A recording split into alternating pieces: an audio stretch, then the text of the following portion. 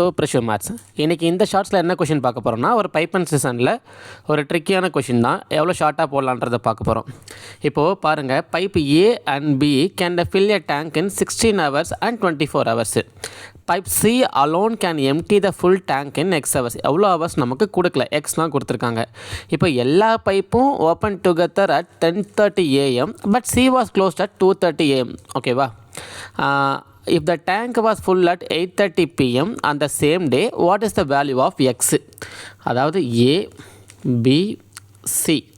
சியோட value X, ஏக்கும் பிக்கும் நமக்கு 16, 24ன்னு கொடுத்துருக்காங்க. இப்போ சி வேல்யூ நமக்கு தெரியாது, அதை விட்டுருங்க.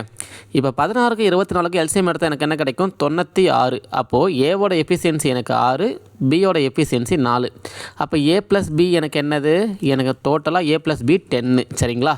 இப்போ பாருங்கள், ஃபஸ்ட்டு நம்ம டைம் எடுத்துக்கோங்க. 10:30 and 2:30 and 8:30 3 டைம் கொடுத்துருக்காங்க.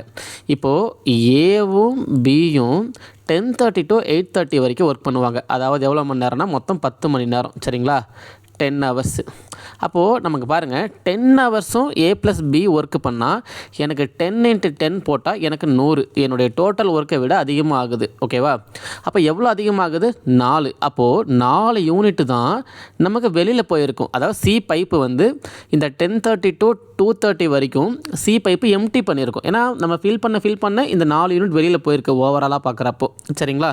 அப்போது சி 4 யூனிட்டுக்கு எடுத்துக்கிற டைம் வந்து 4 மணி நேரம். சரிங்களா? அப்போ சி 96 யூனிட் தான் நமக்கு டோட்டல் ஒர்க்கு. 96 யூனிட்டை நமக்கு சி எம்டி பண்ணுறதுக்கு 96 hours ஆகும். சரிங்களா?